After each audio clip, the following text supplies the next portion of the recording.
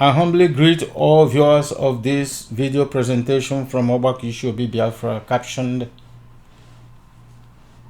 World on Trial. Some people might be wondering why I have not been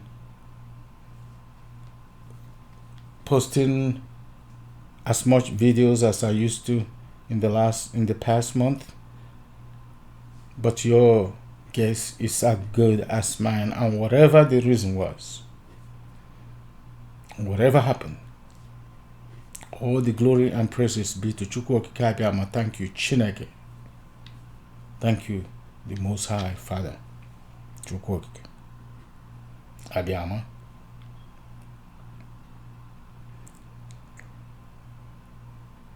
The video clip that you're about to watch is an interview between KANU and David MATSINGA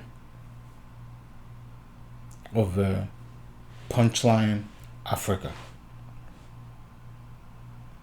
It was like a court where Nigeria and the East handlers were indicted. The atmosphere was charged and explosive. The table filled with vomit and filthiness from Nigeria and the East handlers, which caused the plaintiff and the facilitator to scatter the table for a cleaner and newer one with a more righteous narrative. The judge was none but CHIUKWU OKIKE, while the messenger David MATSINGA facilitating as his messenger and his servant. The deposition was intense with Ogu, because Ogu, which is Ogu, is power, and the Atowo Diken Ogu Iburia Famanai. There's no power that surpasses Ogu. Ogu is supreme over any power, because Ogu is the horn of salvation from CHIUKWU OKIKE ABIAMA, tipped with his constitution and government that sanctions against evil and was good. The prayer of the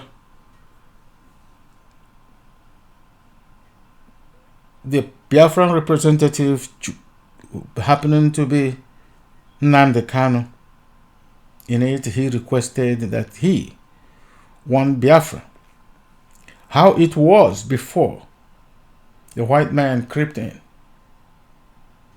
and messed the whole world up now. In the situation that everyone, even the fowl of the air and the beasts of the field, are crying of an existential threat. So do we and humanity. So, as he mentioned, we're not trying to be selfish in this quest for only Biafra, but for humanity as a whole.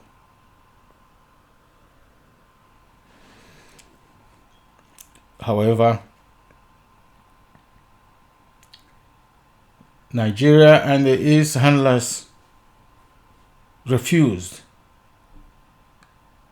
to accept their guilt, rather went into rampage with an additional crime of adoption and kidnapping of the innocent plaintiff.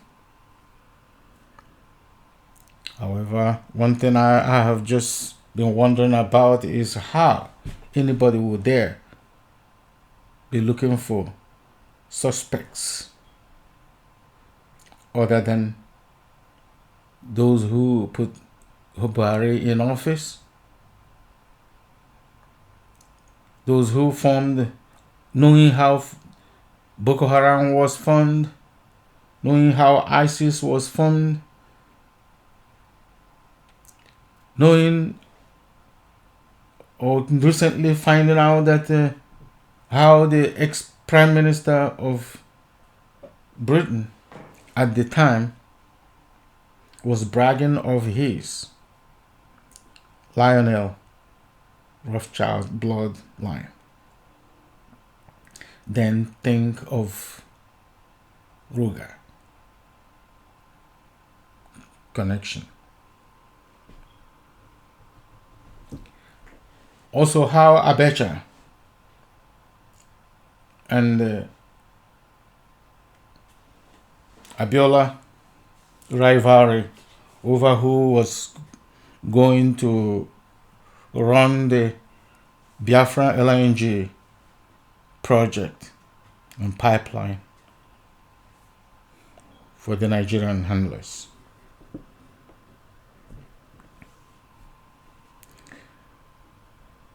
Abacha and the Abiola both get assassinated or murdered for the same pipeline. And where is this pipeline going other than Middle East? And subsequently to be tied to the European pipeline or gas pipeline grid or header.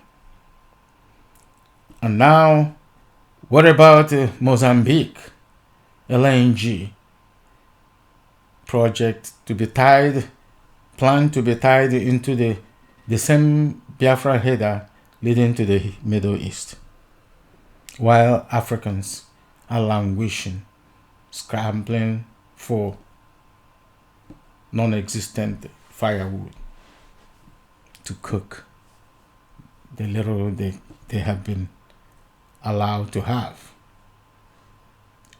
because of weaponization of poverty.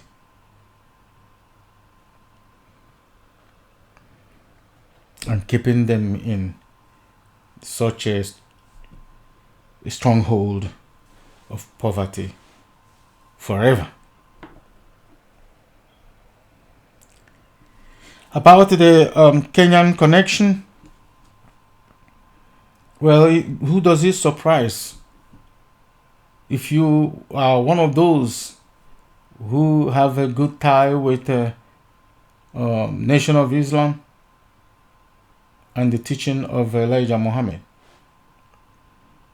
knowing Malcolm X and how he was tricked to be isolated in his quest with Pinto of Kenya, trying to liberate both people in Africa and the diaspora,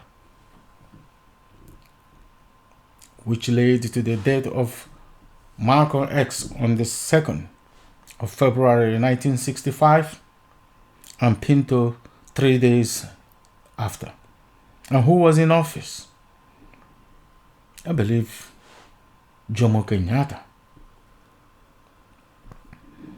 And now David MATSINGA and then NNAMDI KANU of the indigenous people of Biafra being the target.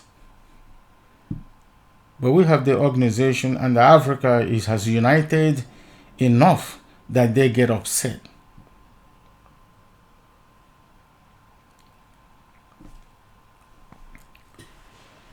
That's what our people call Okanabrenam.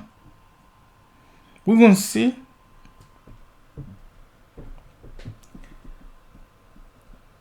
This is not 1965. They cannot isolate NNAMDI KANU nor David MATSINGA from Africa. As Bob Marley sang in war his song, unless we are stupid to remember. Africa unite. Africa unite. Also, another thing that came up was a lot of flyers going around all over the Europe and across the social media, where Nnamdi Azikiwe and Jomo Kenyatta were seen in Igbo land when he was being chased or hunted by the same hunters of our people today, the same handlers of Nigeria today.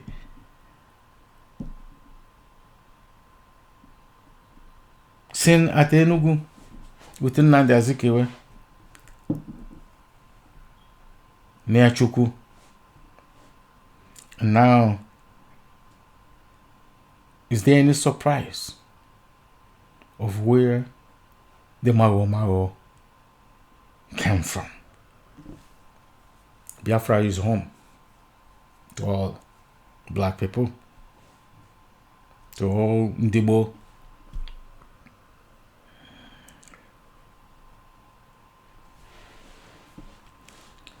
Also, the same Jomo Kenyatta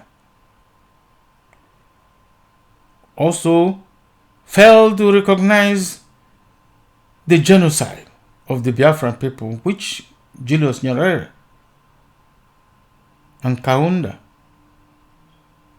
and the Gabon Prime Minister, President or Prime Minister, and the Ivory Coast. Even Haiti did realize and sympathize. But did the Jomo Kenyatta sympathize? So why do you expect Uhuru, his son like father, to realize the same, to do any different? So our focus of Abuja in July 26, 2021 must be unconditional return of Nnamdi KANU to where he was before the 19th of May or the 19th of June 2021. No animal talk, like Fela called it. And again, as Fela said, everybody will be shocked, because shocked more than Prime Minister Bota was shocked, crying in the late 80s, talking about they surprised how they brought beast out of us. Well, they have brought more than beast this time. And Africa in 1980s is not the Africa today. Because the condition of Africa today, we're not alive. Beast is even better because he has grass to eat.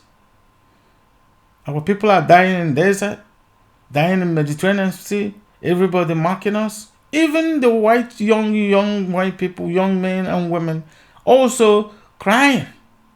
That's how bad it has become. Even the birds and the beasts of the field, all of them yawning and crying of this mess, this pollution of the earth.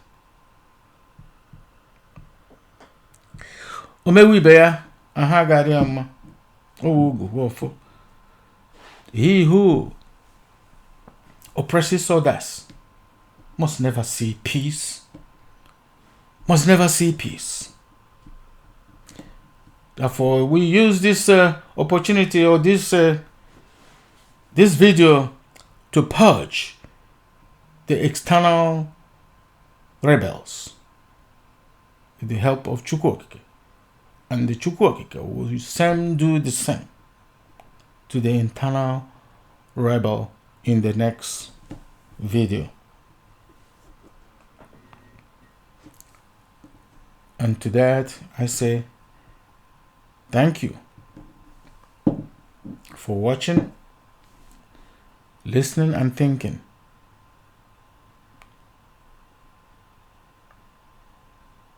CHIUKWU. The Most High is the King. He's our King, only King. We can never be King. The Most High alone is, and He is our Judge. Elahu, Ashada, YAH'UWA, Ogene, Abasi, Nasi, Obasi bineli na chowa.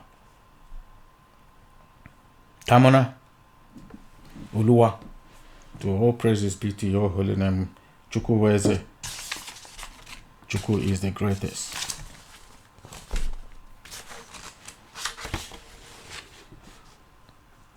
So long. When Reverend Dr. Martin Luther King started to try to rearrange the social order in America, some people felt it was impossible to do, but eventually he succeeded. When Nelson Mandela, and I'm sure your good self, and all other anti-apartheid campaigners started, even with the support of Margaret Thatcher and Ronald Reagan, this is something people don't know, that Ronald Reagan, a very powerful president of the US, and Margaret Thatcher, of course, their young lady, they all supported apartheid South Africa. They did. They were the ones that labeled ANC a terrorist group. Some people don't know this. It was only a few years ago that the name of Mandela was, should I say, erased from the logbook of terrorists in the United States of America. People don't know this. We are going to insist on what is ours and what is right. We've been occupying our land in perpetuity since the creation of man on this very earth. Somebody came and decided to change our identity, and we said no. The person said, okay, if I'm leaving, I'm going to hand you over to a more brutal caretaker, which are the Fulanis in this case.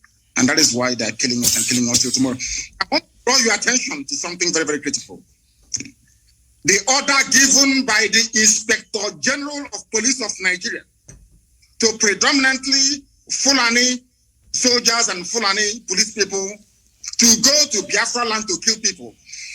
Had this announcement been made by any other police chief anywhere in the world, believe you me, there will be someone to appear in Hague the next day. I want to read for your audience. I'm going to quote him verbatim what he said. The IG of police in Nigeria said, he's a Fulani man, mind you, don't mind the media shout, do the job I command you. If anyone accuses you of human rights violation, the reports will come to my table and you know what I will do. So take the battle to them wherever they are and kill them all. Kill Biafrans all. Don't wait for an order. What another order are you waiting for when Mr. President has ordered you to shoot anybody carrying AK-47 assault rifle? Quote me, even a dead policeman can be tried and dismissed from the force, and his family will not get his benefits. And this is from a police chief. Do you know the funniest thing, or should I say the most astonishing thing of all? The EU has a presence in Abuja, in Nigeria. The British High Commissioner is there, Katuna Line. The US Ambassador is there. They've not said anything at all. In other words, that leads us now to believe that exactly what happened between 1966 and 1970 is about to happen again, which is kill as many Biafrans as possible. I want all Africans to understand this, that this very policy of genocide and slaughter is sanctioned by the US Ambassador in Nigeria, sanctioned by the UK of all people. Tomorrow they'll be singing songs of praise about human rights abuses, what China is doing, what is happening in Gaza, what is happening in Rohingya. But in Nigeria, they sanction the killing of Biafrans in broad daylight. What sort of justice is that, I ask? And I want Africans to know, to ask themselves this question. Why is it that the USA and Britain wants this very tiny country to be squashed and killed? What is it that they have that is driving them so mad? Because the future progress of Africa lies in the land of Biafra. And they do not want black people to be developed. That is why they're doing what they're doing. Look at a whole, should I say, high commission, running all over the place, telling the country how to be run. The same things that Kwame Nkrumah, Julius Nyerere, Azikiwe, all of them, Patrice Lumumba, Jomo Kenyatta fought. The same thing that Mandela fought. Black people are now tolerating it. The same thing we are fighting. We want independence, we want self-rule today, this very morning or afternoon or evening. One woman is crossing the whole of Nigeria, telling the Nigerian police who to kill, telling them who to shoot at. Now tell me how I can be in a country where the chief of police have targeted my people for extermination and the whole world is quiet. Tomorrow they'll start blaming us. Buhari, what he can say, whether we meet at the AU, I will point fingers at him. I will. It is coronavirus that has made us not meet now. But if AU was meeting in Nigeria, I would wrestle him. I don't care. Because this is something that is paining the people of Africa. And you can't wear long kanzu, this long clothes, and come there to impress us with your perfume when people are dying. Therefore, I want you to paint for me a picture of a Biafra. What type of Biafra do you want? The type of Biafra I want is the Biafra of my ancestors, the land of the free, where people are allowed to pursue their daily endeavors without interference from any higher authority, where individual and collective autonomy of every component, ethnic, nationality within Biafra will be guaranteed, not just by law, but by virtue of our existence as dignified human beings. A Biafra that will be demilitarized, a Biafra that will be forward-looking, innovative, creative, run on clean, green energy, not reliant on gas or petrol. A Biafra where the police will not bear any arms. A Biafra where people can live and die and you will not see an armed soldier anywhere around you. A genuine republic, a land belonging to the people. We are going to cement this in the way we structure our society. A Biafra that will attract inward investment. A Biafra that will consider every necessity of life as being a human right. Not just in words, but in deed. A Biafra where there will be no strife, no rancor. A Biafra where all men and women will be equal, regardless of their religion, their sex, their creed, their orientation. A Biafra that will maintain open borders to every black soul on the face of this very earth. I do admit that geographically, in terms of landmass, we may not be that huge. The Biafra will operate, or should I say, run an open door policy. Every black person on the face of this earth will be an honorary citizen of Biafra, as long as you're not tempted by terrorism. That is the type of Biafra we want to run.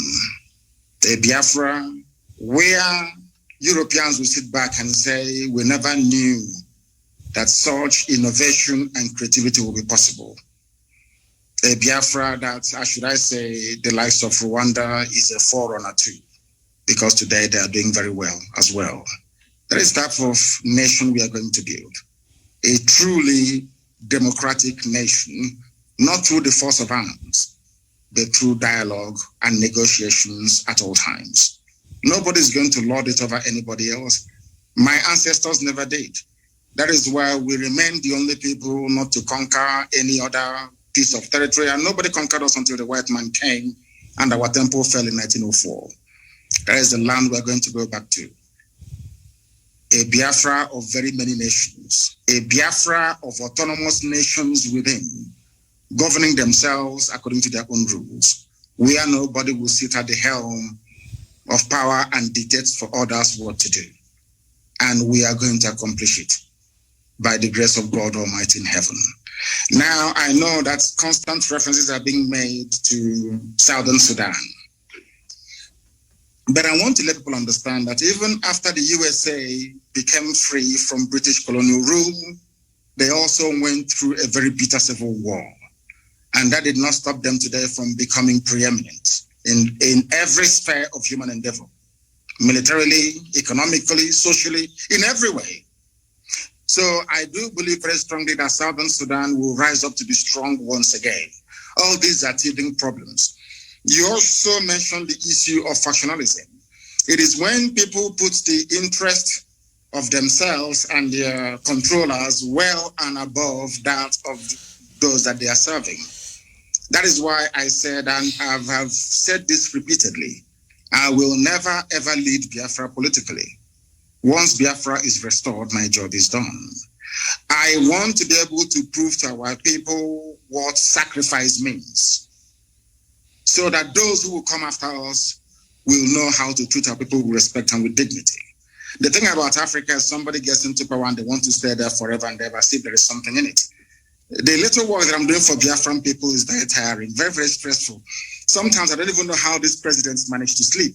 Maybe they don't love their people that much. If you love your people, you cannot sleep at night. Any president in Africa who's not suffering from high blood pressure, you are not sick. That means you're doing something wrong. You're not doing what you're supposed to do. If you're concerned about your people, then I expect you to be very ill at all times. So that is the type of Biafra that we need. That's the type of Biafra we're going to have. A type of Biafra where the wealth, well-being of Sub-Saharan Africa flows from. And I can assure you we are going to deliver it. We will deliver it. The Pan-Africanism that we talk about is going to start from Biafra because, mind you, I did not say that we're just going to have Biafra and then we shut up all the borders. No. What we want to do is to return to our organic political cultural arrangement. Should Biafrans wake up the next day to say, oh, we want to be the same country with Oduduwa, all well and good. Should Biafrans wake up and say, oh, we want to expand into Amazonia, all well and good. As long as you take the consent of the people with you, this nonsense that the Europeans did in Africa, we want to reverse it. That God Almighty heaven may look down and be very proud to say that at last, I have people who are after my heart. And that's what we intend to do with Biafra. Thank you very much. Thank you very much. Viewers, we seem to have covered most of the areas. It is the first time and it's not going to be the last time. Until we liberate, until we achieve the objectives, the aims, the vision of a better people on the African continent. His Excellency NNAMDI KANU will return at one time to give us his other views. By then messages, today the leaders in Africa watching, for your information, I linked this to South African President Ramaphosa. I linked this to, of course, the president here. His handlers are watching. President Emerson Mnangagwa, Office of Foreign Affairs, and his President's Office, they are watching. Several SADC members and several African, Your Excellency, the Pan-African President in Kampala, President Yoweri Gakuta Museveni, he has added another name, which is very complicated. Is watching, is interested in the Pan-African views. They are watching, they watched. But I want now to calm down and slow down and give you a chance. Give you another 5 to 6, 10 minutes. Enjoy them. Tell your people the message. Send it to them. Millions of them, millions and millions of them as we talk, in Onitsha, in Abra, in all those places, in all those states in Southeast, those who are suffering under the heavy disguised Boko Haram terrorists who have invaded, they are embedded in Nigerian army, coming to kill people. Give them hope. Give them hope that salvation is on the way. Give them hope that tomorrow will be a better tomorrow. Give them hope that Africa is aware. Give them hope that the world is not doing nothing. What we have done today has enlightened so many people, so many countries, countries that have Nigerian refugees who are fleeing because Nigeria is disintegrating. They are benefiting from this program, and it affects the security of the entire Africa. This floor is yours. Take it away. Thank you. Thank you. Thank you for having me on this program. I've been a very big fan of yours for very many years, and I have studied you extensively. Once again, accept my most humblest respect to you and to the entire crew that put this thing together today. I want our people to understand one very thing. At the end of this very race, Biafra is going to emerge. It doesn't matter what anybody does. And to our African friends and brethren, I want them to also understand this. We talk about Pan-Africanism. Pan-Africanism cannot take off without Biafra, because we do need a genuinely free country in Africa to be able to drive that very critical and important initiative. We are seeking to build a country that God Almighty in heaven will be very proud of. And though the Janjaweed, the Fulani Caliphate, have sent their armies of conquest into our land, that this very day, we don't even know if those who are killing us are doing so on behalf of the Nigerian state or they're doing it on behalf of the Islamic Caliphate. Because as we well know, ISIS is now in Niger State. Very soon they'll be in Kogi, and then from Kogi they'll come into Anambra, and the real war will begin. Remember, very many years ago, I told you one very critical point for you to bear in mind at all times. So basically to guide you in all your deliberations and your thinking about Biafra. They're going to kill us. That is true. But that is not going to stop Biafra from coming. We are going to do all we can to defend our land and to defend our people. The whole world may appear to be against us, but we have done nothing wrong. That is the most frightening thing about this whole thing. If you ask the world, what did Biafra do wrong to you? Nobody can tell. Nobody can actually explain to you properly, because they want a world where very illiterate nomadic set of people will be in charge of governance, where you have refineries and they're no longer working, where you produce oil and gas but still import kerosene and fuel for your cars, where they want to impoverish the people. For those who may not be acquainted, or should I say familiar with the book that one of our very good friends wrote in years gone by, Walter Rodney. He was at Dar es Salaam University where he was assassinated by the CIA very many years ago. Walter Rodney wrote a very compelling book called How Europe Underdeveloped Africa. What we are witnessing today is precisely what he was trying to explain to us. If you allow yourselves to be taken over by greed, by self-preservation and the trappings that you find in North America and in Europe and in Far East Asia, you will never ever develop your land. We are fighting for Biafra that we may restore our lost dignity. We are fighting for Biafra that Black people all over the world may be set free at last. We are fighting for Biafra not that we may have or commence the building of a large empire, not at all. We are asking for a Biafra where we can live and die with a semblance of dignity. Because right now people are dying, but there isn't any dignity.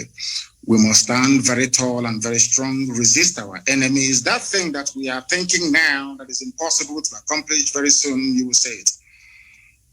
We must remain resilient. We must remain devoted. We must remain unflappable. We are not going to retreat, not one iota. If at the end of this race there is only one Biafran man and one Biafran woman left, may they continue to expand. They killed us, 5 million of us, after the war. After the war in 1970, we had lost 5 million people.